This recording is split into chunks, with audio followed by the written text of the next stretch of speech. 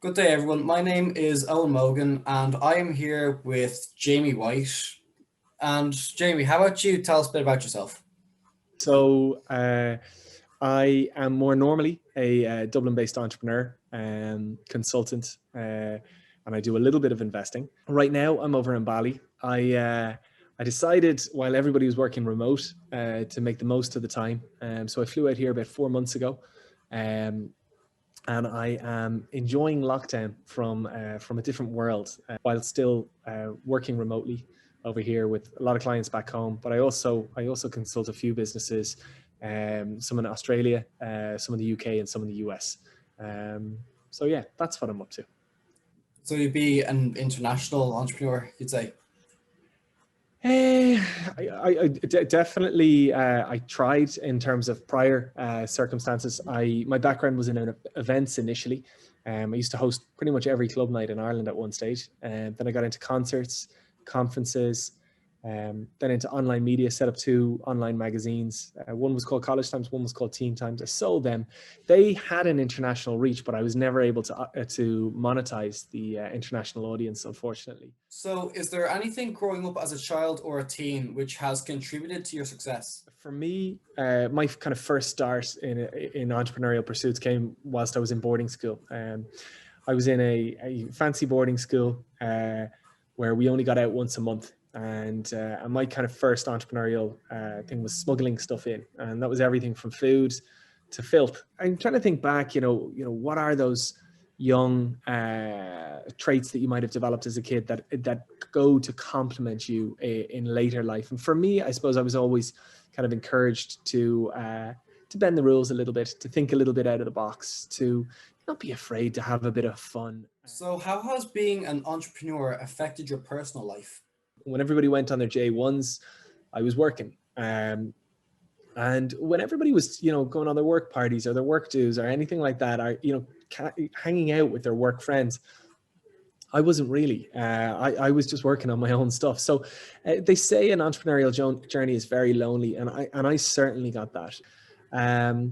So certainly in early life, I found things as an entrepreneur quite lonely, quite challenging, quite difficult. Do you have a process or mental exercise you do to develop new ideas? So as a process, when I'm going to create something new, I try to detach myself. I try to change the patterns that I've been doing, and that might be like the daily routine I'm following, the people I'm surrounding myself with most.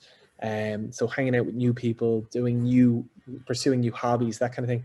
And as I said, when you start to do things differently, it's quite incredible actually how ideas start to come up and you start to see things differently. What was the biggest challenge in getting to where you are today? Honestly, like the biggest challenge in any entrepreneurial career pursuit is managing yourself. Learning to deal with yourself as you go on your journey is the big challenge. Initially, a lot of entrepreneurial types, they work crazy hours. What happens then generally is they detach themselves from their social circles, from their family. That causes issues. They don't eat as well as they should. They don't look after themselves. And so they really start to suffer health-wise and burn out. That becomes a challenge. And then the journey is really, really hard. And oftentimes we are our own worst critics. And we have to actually learn to love ourselves and to really compliment ourselves, because the journey is tough. And if we aren't our biggest fan, it becomes very, very hard to persevere. One stat that you don't hear enough is that the average age of a successful entrepreneur is 42. So, we hear a lot about entrepreneurial, young entrepreneurs and everything. The real learning, like the real success isn't in like financial reward or even professional success. It's actually just in terms of getting the experience to learn how to work with yourself to actually get the eventual success down the line. And what does the typical day in your life consist of? Now, if you're asking about the typical day in my life right now, it's very, very different. So I'll give a bit of contrast. If we went back 5 years ago, I was running a company called Youth Nation and 42 people working with me. That looked like me getting up at 6 in the morning.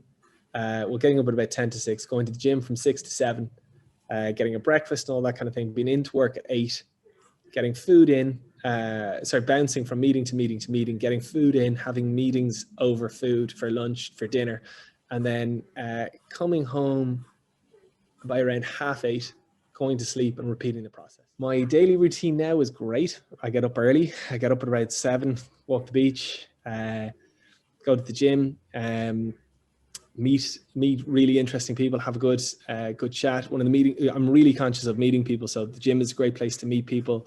There's a spa here, meet people there. Generally have lunch with somebody, and then between about 4 and 6, I do some work, meet somebody in the evening, and then generally between kind of 8 and 10, I do some more work and then go to bed. Have you had to adapt your business due to COVID? Have things changed for the better? Are they getting worse? Interesting. So for me, towards the end of 2019, my aim was to essentially clear everything that I did. At the end of 2019, cleared my slate, and I had an aim to essentially reset over 2020. Take some time off. It's not something that it's funny, I spent 14 or 15 years working. And at a certain point, you need to ask yourself, what the hell am I working for? So my aim was to take 2020 off, to work on myself, to enjoy myself, to reset, and then, as I said, look at things coming into 2021. And that's just taken a bit of an extension. So, was there ever a moment in your career where you thought you had achieved success? It's a funny old time.